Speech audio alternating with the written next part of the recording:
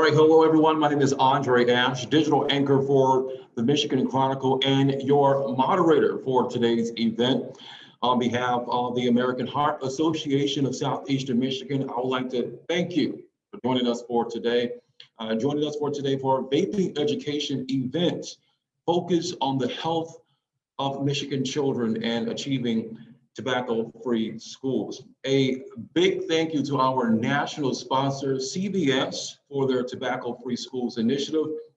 And in today's workshop, experts and school advocates will cover the trends in youth tobacco use, tobacco product landscape, and also the landscape including emerging products, the science regarding nicotine and addiction, evidence-based strategies to help kids quit, and opportunities to receive support from AHA on how to implement a tobacco-free school framework.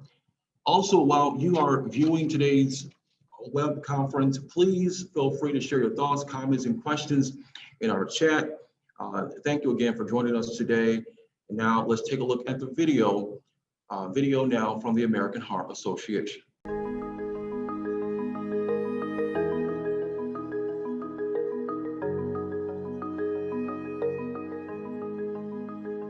We see this as a public health crisis, and we intend to be a catalyst of change and to address this, and we think that you are the right partners for that. Schools are ground zero of the epidemic, and if we want to move policy forward, we need to educate the public what's really going on. So it's more incumbent upon us to find a solution to try, because it's happening more in our schools than it is outside our schools. We have a responsibility to protect vulnerable youth from being misled, and so we have got to have a campaign that say this will kill you, this is going to damage your health. Whatever has been coming out in the media so far really hasn't made a difference in changing the kids' attitudes. We're seeing a rise the last 3 years. I could go to any one of our 8 high schools that are about 2,000 students each and ask a principal to open up a drawer, and you will see thousands of vape cartridges. These numbers are probably underreported. These percentages are actually a lot lower than what actually is going on. They're probably lying about it because, they don't want to get caught. They don't want their parents to find out. They're hiding it from people. But I also think that they know that it's bad. But they're addicted to this point where it's like, okay, I can't stop. I think our students are responding to the pressure cooker that we ourselves have inadvertently created. I mean, the competitive environment among these kids, my kids were pretty good students, and I had no idea just the pressure that they were under. Ultimately, you're trying to figure out what works. Yeah. We're trying to kind of help the kids that already are addicted, but we're also trying to bring awareness to how serious this is. It is a twofold approach, preventative side on one side, but there has to be that consequence on the other, especially when they're using things that are in violation of the law. We're moving in a direction where we've actually developed modules now, and we're putting kids on a restorative path, meaning there's a diversion program. Instead of putting cameras in bathrooms to catch kids, they're actually building posters and education tools. I think the number one resource to assist us along this will be our students, because they're going to want the relief as bad, if not more so. Everyone's doing it, and that's where it becomes a problem, is because everyone says, my friends are doing it, they're fine, they're here today, and they don't have any problems, so it's okay if I do it. When they survey youth around why they're using e-cigarettes, and it comes back to, well, my friends are doing it. There's a lot of peer interaction. Friends are critically important, and so peer is going to be the key to reversing it, and then that educational piece so that they really do understand the truth. Somehow or another, we collectively have to make sure that this gets on the radar of every superintendent in this country to make sure that we're dealing with this. There's a call for action for us all to work together, engaging youth influencers, educators, parents, and informing youth and engaging youth themselves. Don't let the conversation end today, okay? Take it forward and let's do something about it. Okay, use the weight and the gravity of your signature, your position, and who you are within your communities to truly take this conversation forward and make an impact.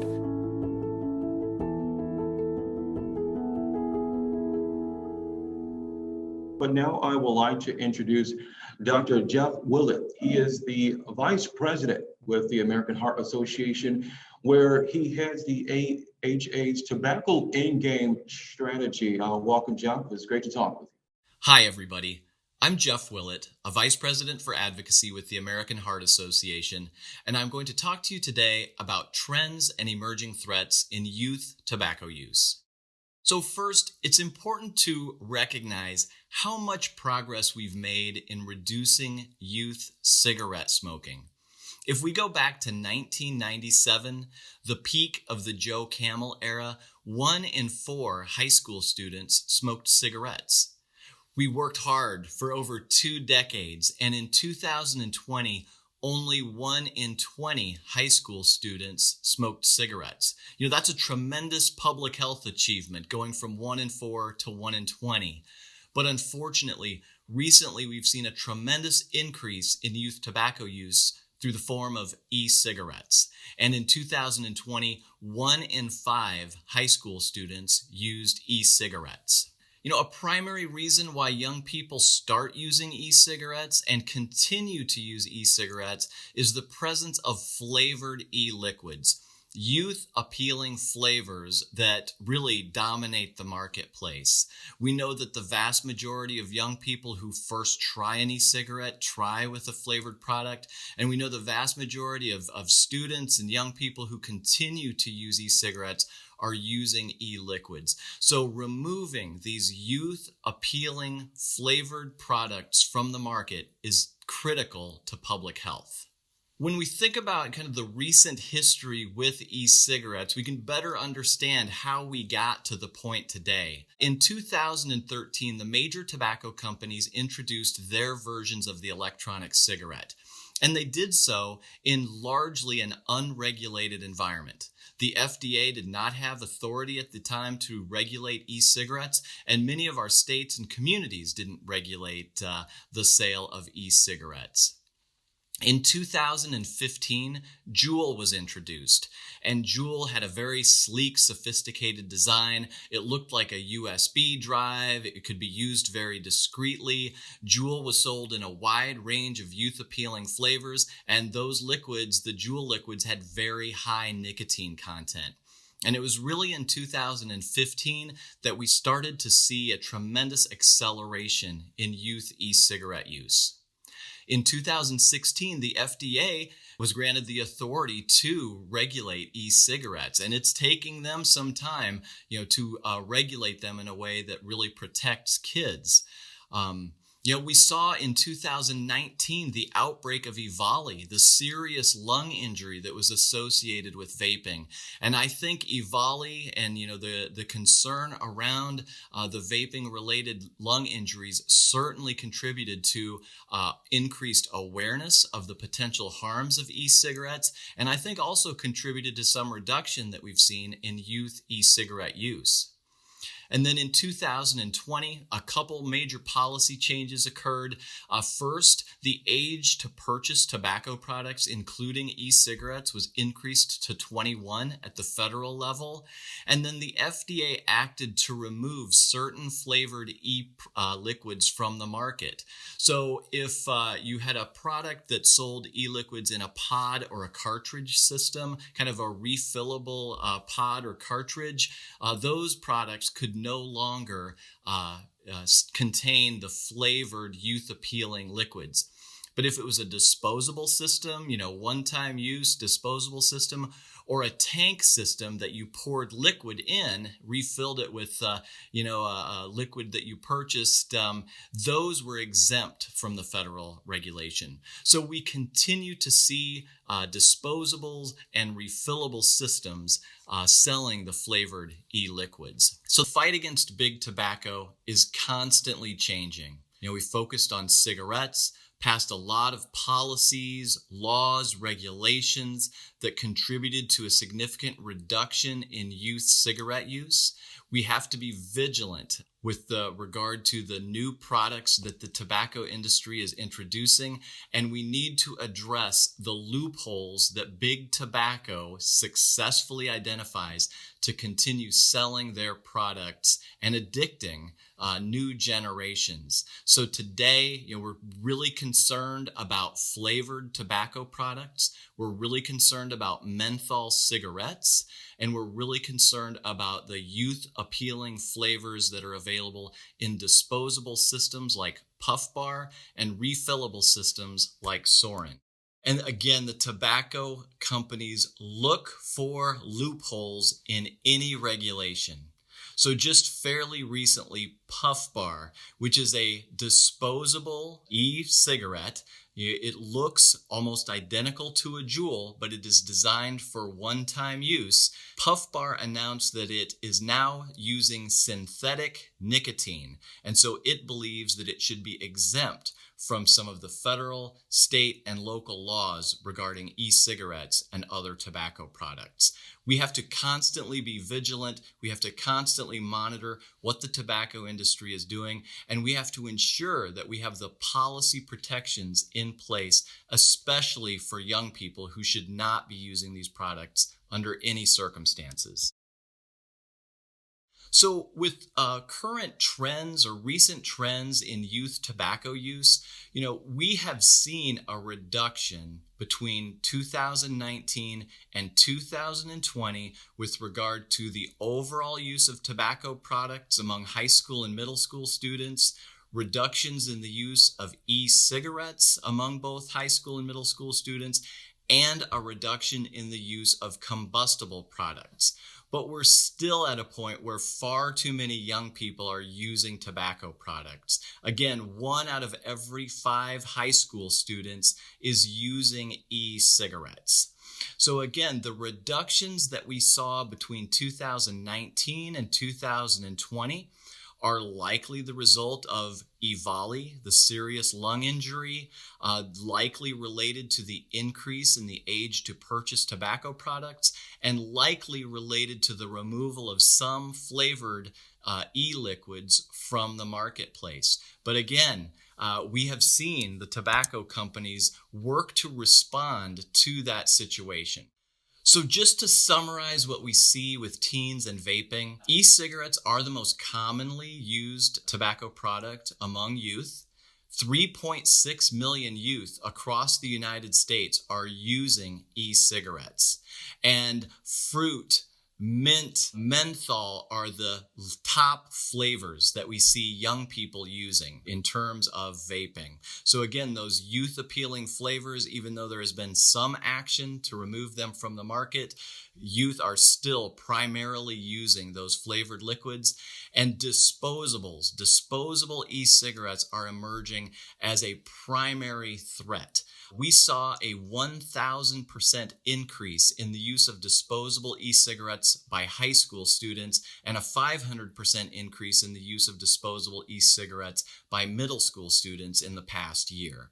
So Puff Bar and similar systems, similar disposable systems, are working to gain market share, and we need to be vigilant to ensure that that does not happen. And it's not just e-cigarettes that are the problem. New forms of tobacco like Zyn, which is an oral tobacco, a nicotine pouch, and IQOS, which is a heated tobacco product, have been introduced in the United States. Zyn is sold in a wide range of flavors. We're keeping our eye on these products, and we want to ensure that all tobacco products are regulated in a way that is protecting kids first and foremost. We're working at the federal, state, and local level to ensure that all tobacco products, cigarettes, e-cigarettes, and other forms of tobacco are not addicting the next generation. Thank you very much for your time today.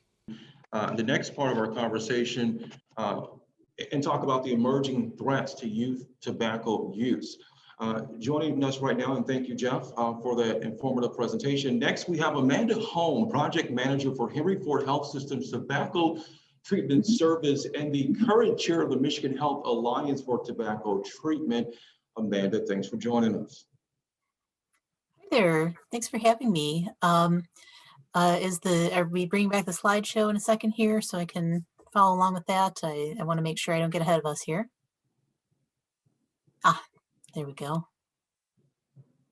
And I'll just note that my role within Henry Ford is that I'm the project manager for our tobacco treatment service, which is housed in our Center for Health Promotion and Disease Prevention.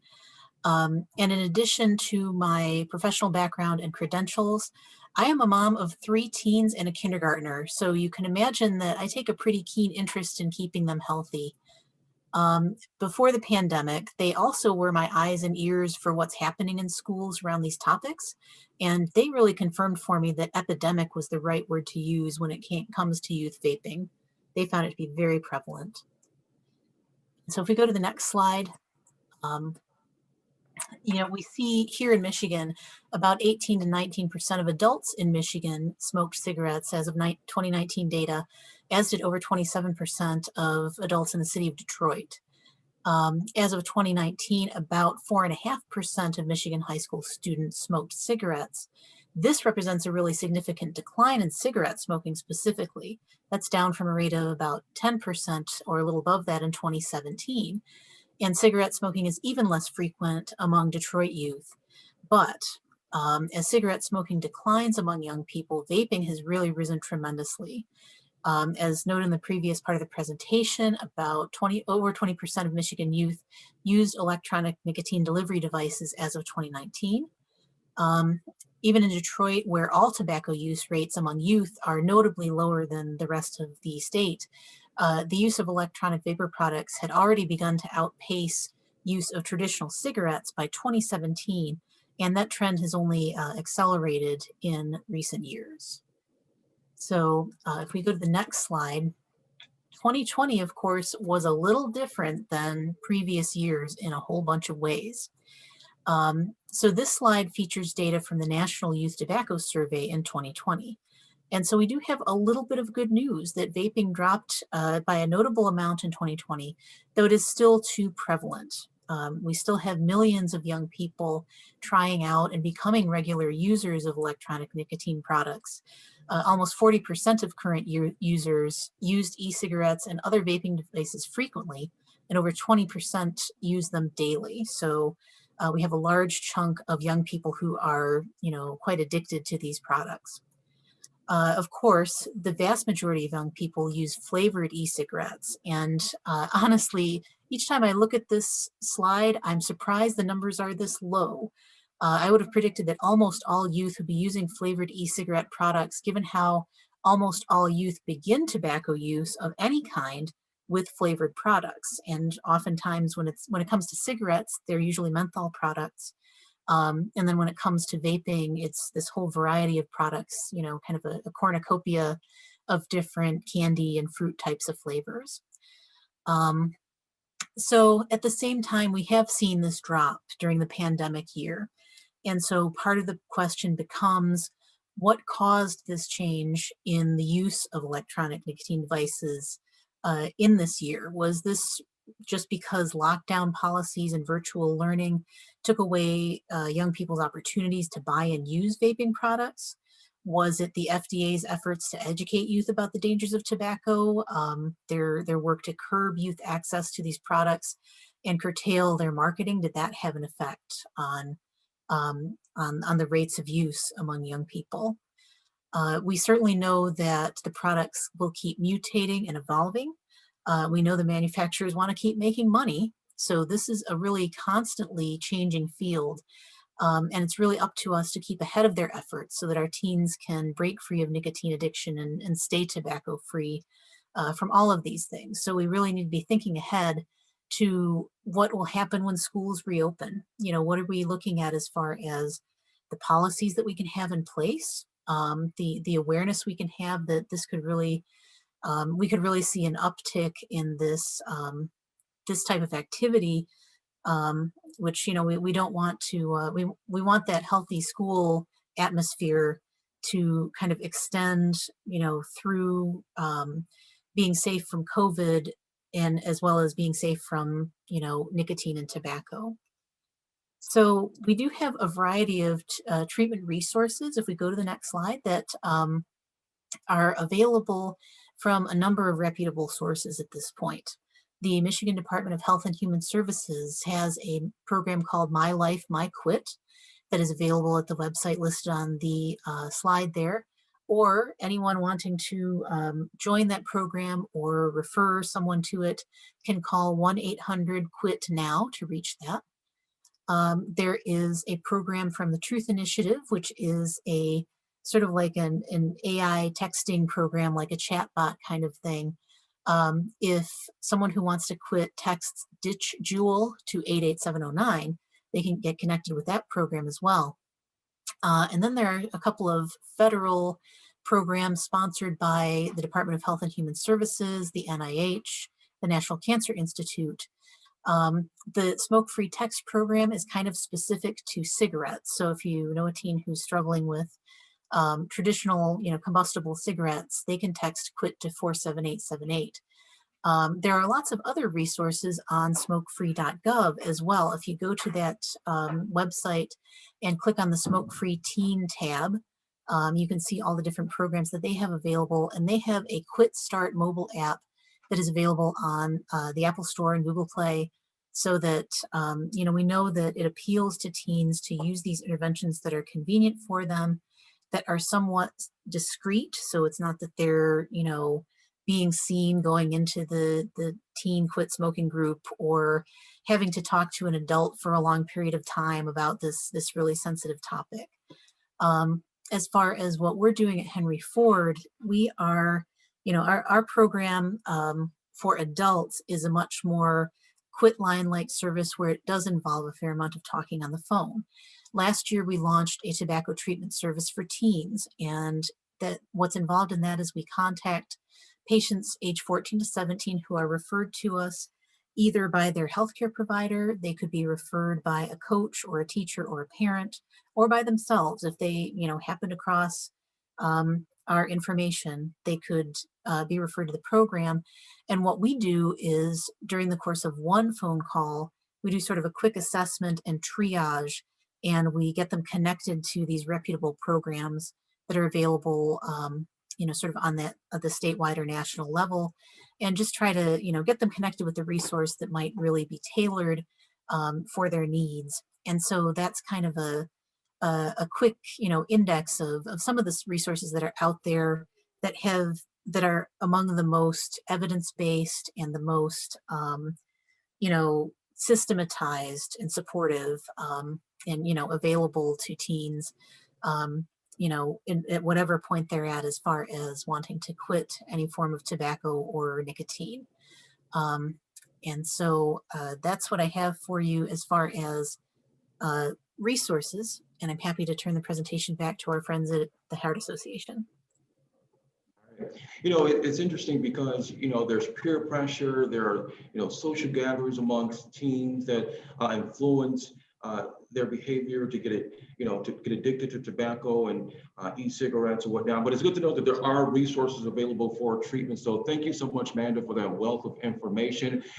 Now we will get the youth perspective about tobacco smoking. And now let's turn and listen to Clara's story.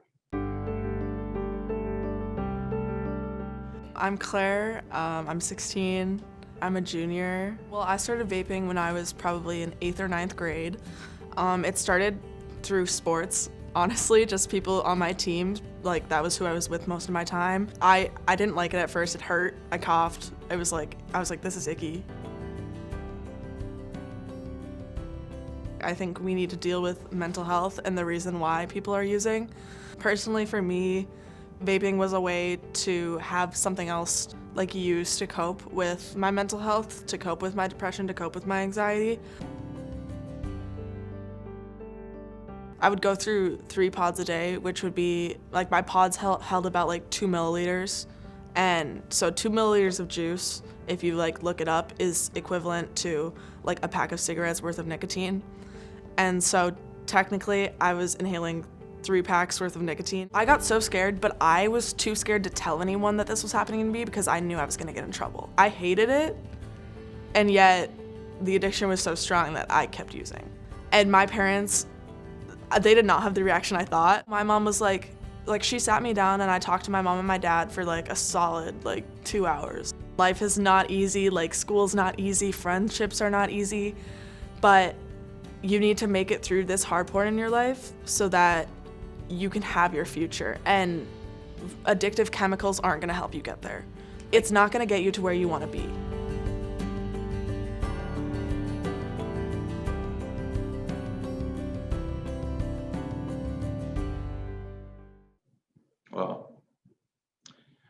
And Clara's story right there just makes it very real.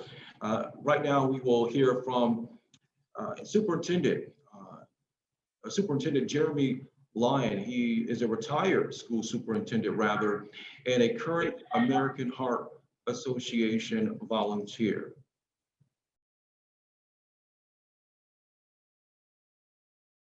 Hi, my name is Jeremy Lyon. I'm a former school superintendent, 31 years in public education. My most recent assignment was to serve as interim superintendent with Carroll ISD here in the Dallas-Fort Worth area, a high-performing suburban school district. I served 3 months as an interim, in part because I really wanted to see what was going on with not only the in-school versus virtual environment, but also what's going on with the vaping thing that was happening at an epidemic proportion a year ago, and then COVID hit. In fall of 2019, I was able to host a national superintendent's roundtable with the American Heart Association on the issue of vaping. And at that time, we were freely using the term epidemic because it was an epidemic. And school bathrooms at middle schools and high schools had turned into vaping lounges and all of the devices that we are all aware of. So we did have an epidemic at that time, and we didn't have a lot of answers yet regarding the response by school districts. Most of them fell into the category of punitive consequences within existing disciplinary codes. And there was widespread agreement at the National Forum that we need that, but we also need to pivot to have some tools in our toolbox to talk about cessation programs, restorative practices, and how do we help kids get off of nicotine addiction through vaping. So then the COVID pandemic hit. Schools closed, and miraculously, the vaping issue vaporized. It just went away. But the question is, did it just go away? And that's kind of where we are now exploring in the context of working on recovery plans for the 2021-22 school year, particularly. What is the piece that's necessary for addressing properly vaping as kids come back to school? As schools kind of put together the pieces this spring and for next year, I think there's some things that we have to look at. Let me give you an example. A suburban large district here in Texas, last month's board meeting, the board approved a $327,000 expenditure to equip every middle school and high school with vaping detection devices. And so part of their recovery plan is when kids come back, all the restrooms and I think common areas are going to have these vaping detection devices at a considerable cost, $327,000. The question for this district is, where's the other half of that equation? Where is the intervention part? Because I guess the analogy that I think of is, it's like termites in the home, right?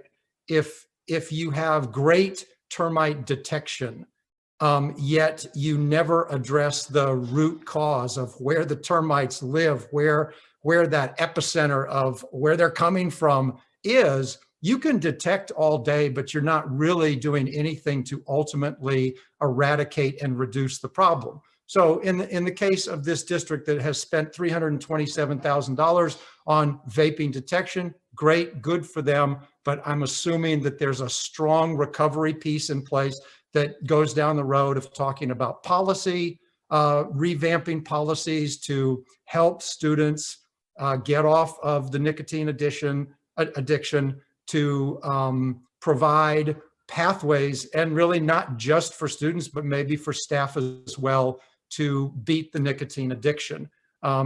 So we're in an interesting place because we really don't know what's going to happen come this next year. If you're in a school district, much like most of the districts in Texas, the bathroom situation in schools is going to change completely, because they're not going to be vaping lounges anymore, because currently you've got new technologies in place and you've got new protocols in place where only 2 students at a time go into those restrooms. Will that continue next year? I don't know. That's a district by district decision, but it's not a great use of resources either to have a recovery plan next year where you're going to put monitors outside of every restroom in your schools, as was frequently the case this past year pre-COVID pandemic, when we were just trying to scramble and address the vaping issues. You know, we got to help kids. We've got to provide this blueprint for a pathway forward that includes really, really good policy reviews, policy revisions, and pathways to help students as opposed to just punishing them. Every school district is putting together their recovery plan, and school boards are keen to see elements of that plan that really resonate. Addressing vaping issues and the tobacco issues related to policy for this next school year will really be a natural and a welcomed piece of your recovery plan for school boards. And that's important because school boards are basically the conduits to the community who are cheerleading your efforts to return to normal. A good, comprehensive vaping element within that recovery plan is going to be really well received and fits the whole public health policy response. It fits the new status that school nurses and health professionals are going to have apparently from this point forward. We know they've always been champions, but now everybody knows it and everybody understands their importance. So this is important work. I was very invested in children's health and wellness during my career as a superintendent and still am. Believe very, very strongly in the American Heart Association and the tools and resources that they have. It's been a tough year for AHA in regards to all of their normal access and support by schools kind of went by the wayside, and rightfully so. But as we come back, as we kind of redefine what public education and private education looks like as we move forward, this is the perfect time to really look at policies and look at this whole vaping issue. What have we learned? Where are we going? And how can we help students kick the habit of vaping so that it just is not an issue anymore? I wish you the best. Thank you so much for all the work that you do. What a year, and the future is bright. Thank you so much. Thank you, Dr. Jeremy Lyon, a retired school superintendent, and an important perspective on how schools will regulate, but also provide resources as well. Now we will hear from Michael Randall, the Community Impact Director for the American Heart Association in Metro Detroit, where he works to identify, cultivate, and secure program funding, including sponsorship for relevant programs, campaigns, and population health impact on communities. Michael will now share resources that you can use right now in your schools and communities. Welcome, Michael. Awesome. Thank you so much, Andre. And thank you all for joining us here on Zoom and on Facebook. We got over 50 schools represented. So that truly shows a commitment to a tobacco-free policy within your school district. So I want to first thank you all for joining again. My name is Michael Randall, a Community Impact Director here at the American Heart Association. And like Andre said, I'll be sharing a few resources and tips to get you started today. So the role that we're envisioning schools play is a holistic approach with 3 different components, looking at education, policy and environments, and a supportive approach. Starting with education, we want to make sure that all students are educated on all tobacco products, right? We want to make sure that the policy and environments are ensuring the enforcement of 100%, a truly 100% free tobacco school zone. We also want to make sure that there is a supportive approach to this issue. Like Jeff said earlier, this is an issue that our young people are going through. They're being targeted by a very well-endowed, very large industry that is the vaping industry, right? And so we want to make sure that we're providing a supportive approach to disciplinary practices and cessation resources as well. Next slide, please. So let's start with education, right? We want to make sure that all schools are providing students age-appropriate, school-based tobacco product education, right? And we want to make sure that this education is happening at least once a year. And we want to ensure that curriculums are aligned with state of Michigan standards, right? We also want to encourage a variety of means. We understand that the issue is different in every school, right? There's not a cookie cutter approach to this issue. The vaping industry has gorillaed the market and really is disproportionately targeting our young people. So we understand that the solution is going to vary from school district to school district. So we want to make sure that there's a variety of mechanisms being used to stem this problem, right? And it can start with classroom instructions led by a teacher or a volunteer, written materials around vaping products, looking at potentially a school-wide health promotion activities or assemblies or things of that nature.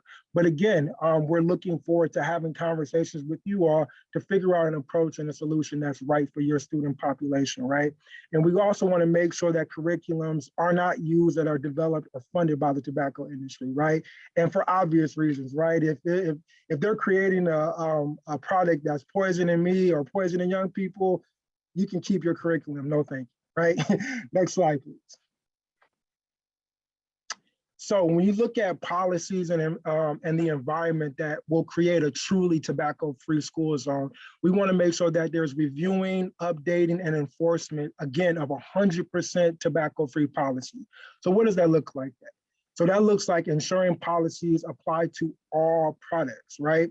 So any product that is derived from or contains nicotine, that includes cigarettes, cigars, pipe tobacco, smokeless tobacco, products, chewing tobacco, snuff, or snuffs, right?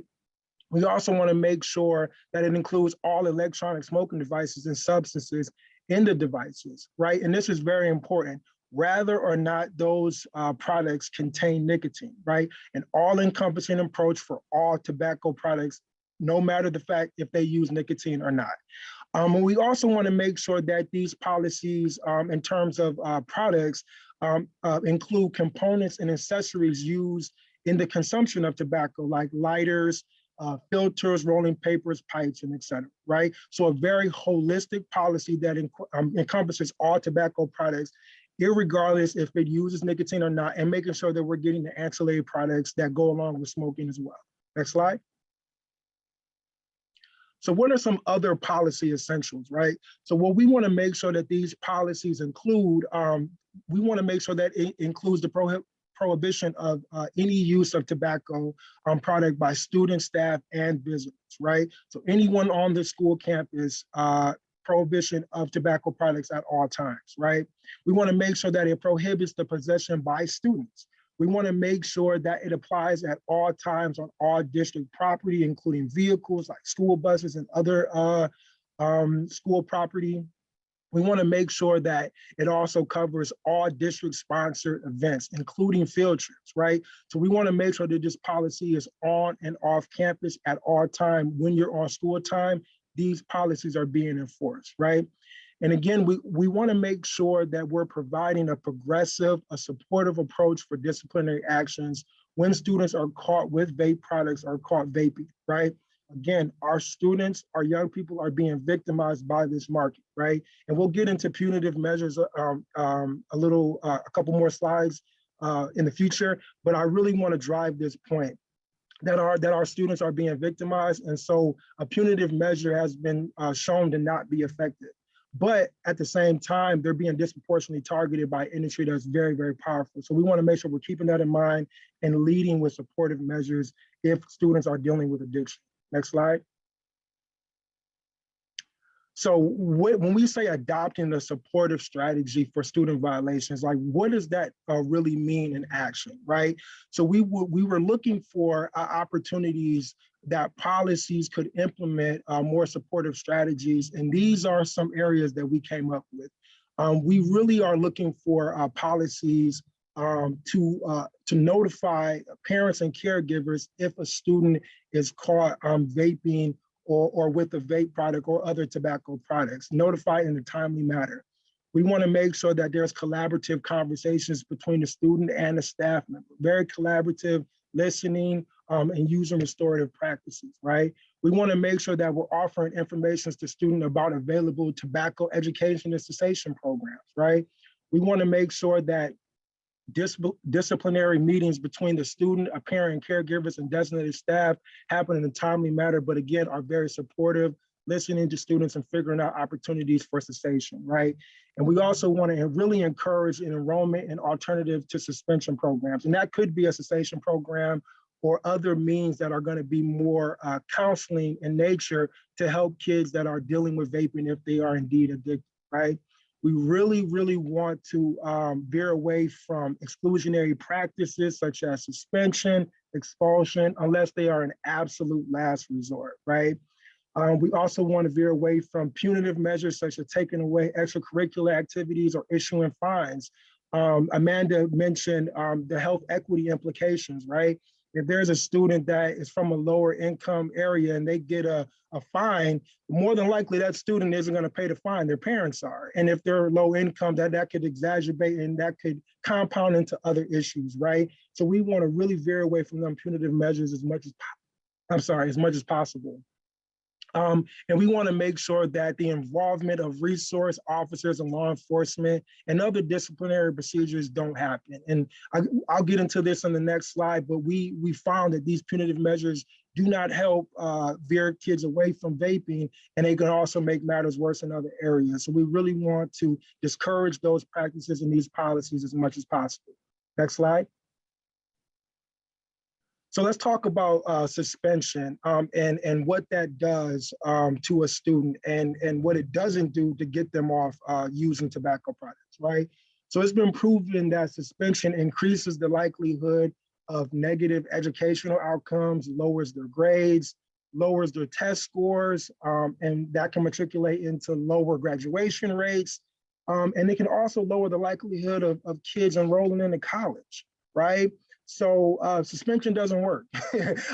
And if you're using that as a means to get kids to stop vaping or using vape products or other tobacco products and stop bringing it to school, well, the research suggests that it doesn't work, right?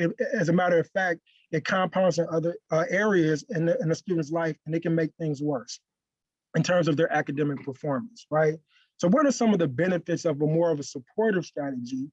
Well, according to the CDC and prevention, counseling and education is the most effective approach to help students quit tobacco use. Counseling and education, not punitive measures like kicking them out of school, because we know from previously that can matriculate into poor grades, more dropout, lower graduation rates, and lessen the likelihood of kids going to post-secondary education, right? So supportive strategies are not only recommended by the American Heart Association, but they're more effective based on the CDC research. Next slide. So at American Heart Association, we really talk about, building a culture of health, building a community of health. And the most effective way to build that community of health is to build support. And this is a community-wide issue. And especially with kids not being in brick and mortar schools or having a hybrid model of education right now, it's a community-wide issue. And so it's going to take a community-wide push if we're actually going to stem the tide to this epidemic. And a lot of it starts with communication. So we really encourage engaging students, parents, caregivers, and staff, the PTA, and other community leaders leading up to the change to keep everyone in the know. We want to include information about policy and newsletters and other school publications, and in letters to parents or caregivers to create a feedback loop as well, right? We want to send out that information about changes to policy to get the community's feedback and buy-in as well. We also want to post signs throughout the building and school grounds. If kids or parents or visitors to the campus don't get it in the newsletter, the information, they may see it on a sign. So signs are extremely effective when getting the word out in terms of changes to a school-wide policy.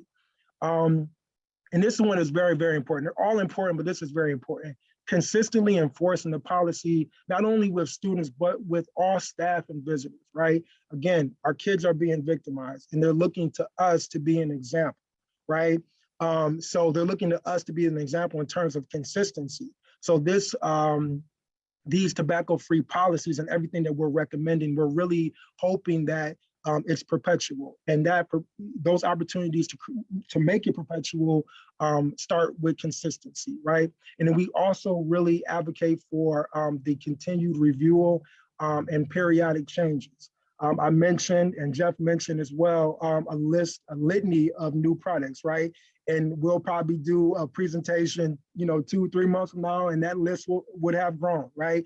And so we really encourage a review and a periodic additions or amendments to a policy to make sure that we're staying ahead of the curve. Next slide. So how can the AHA support you? So of course, starting today with this awesome webinar, and I thank you all for joining again, and for those joining online as well.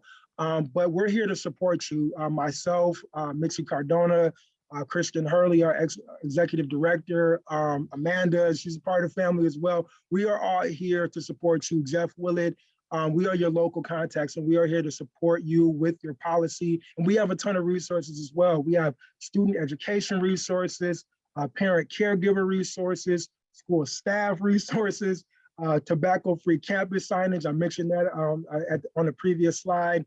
Model policy language, materials to communicate updates, and a tobacco-free school stipend. So we are coming bearing many gifts, and we have a robust offering for you to get started in your development for a truly tobacco-free campus. So that's all I have for you today. Again, thank you so much for joining. And at this time, I would like to open it up to you all. I don't know if there's any questions percolating in the chat, but Mitzi Cardona, my partner in crime, my counterpart, she is collecting questions. And Andre is also here to collect questions as well and field questions, but we are here to hear from you. So at this time, we want to open it up and allow you all to voice any questions for anyone, myself, Jeff, or Amanda. So before we kick off the questions, I want to make sure that I read off some of the comments in the chat. So folks were impressed with Claire's story, testimonial. We'll make sure that this webinar, the recording, the resources that have been mentioned throughout the presentation, the videos that we had available will be sent out to all of the registered participants. We'll make sure that you receive this via email by the end of this week. So again, all of the resources, the toolkit that Mike just mentioned and went through, that'll be available, as well as other educational resources and materials. We'll make sure also that the slide deck will be available. That has all of the resources that Amanda shared. Again, thank you all for your comments and your questions. That's all the questions we have in the chat box. I think educational, the key term educational is key. This has been a very informational session for both school administrators and parents as well. Thank you, Michael, for your wealth of information that you just shared and the resources that are available. I've had a great time moderating today's event and learned so much as well. On behalf of the Michigan Chronicle and the American Heart Association, I'd like to welcome our American Heart Association Executive Director, Christian Hurley, who will close us out. Hi, everyone. Oh my gosh. Thank you so much. Hi there, I'm Christian Hurley. I'm the Executive Director, as Andre has said, with the American Heart Association of Southeastern Michigan. And I'd really love to thank you, Andre, so much for being such a wonderful moderator today. We really appreciate you. Thank you so much for joining us and doing such a wonderful job. I'd also really like to thank all of our featured speakers today for speaking and bringing this amazing knowledge and information to our community partners, Jeff Willett, Amanda Holm, Claire, Dr. Jeremy Lyons, and then of course our own Michael Randall. Thank you all so much for the resources and information that you shared. I'd also just like to shout out our amazing community impact team, Mitzi Cardona and Michael Randall. Thank you so much for bringing this event to fruition. They worked very hard to bring this to you all today in partnership with our youth market team as well. So thank you to each of you. Together, we really can preserve, protect, and continue to build healthier communities. You know, that's really our goal here at the American Heart Association. And so we really want each of you to know that there are partnership opportunities available for schools and local community organizations. You know, we want to work together to reduce tobacco and vaping use in our kids and in communities. The American Heart Association, as Michael mentioned, can provide resources, technical support, and guidance to really ensure that students, school staff, and community leaders have the support that they need to encourage policy within our schools that really support kids getting the help that they need to quit smoking and using any tobacco, to quit vaping and using any tobacco products. You know, together we can accomplish our goal of tobacco-free schools and environments for Michigan's youth. The AHA Community Impact Team will be following up with each of you via email after today's program. They'll be sending you today's recording. They'll be providing available resources, as well as making themselves available to talk to each of you about your own tobacco-free policies and how the American Heart Association might work together lockstep with you to ensure that those policies are supporting kids in the way that we all want. If you want to get started or if you have questions, please feel free to reach out to either of our community impact directors, Michael or Mitzi, at michael.randall@heart.org or mitzi.cardona@heart.org. I'm sure someone will put those in the chat for us if you'd like to grab those and send them an email if you have questions. But again, thank you all so much for joining us today. Again, so grateful that you were able to attend and learn today with us. And this really does conclude our tobacco-free webinar. And so until next time, we hope that you will stay safe and stay healthy. And we hope to be talking to you all again soon. Thank you so much. Thank you all for joining. Thank you. Take care. Thank you.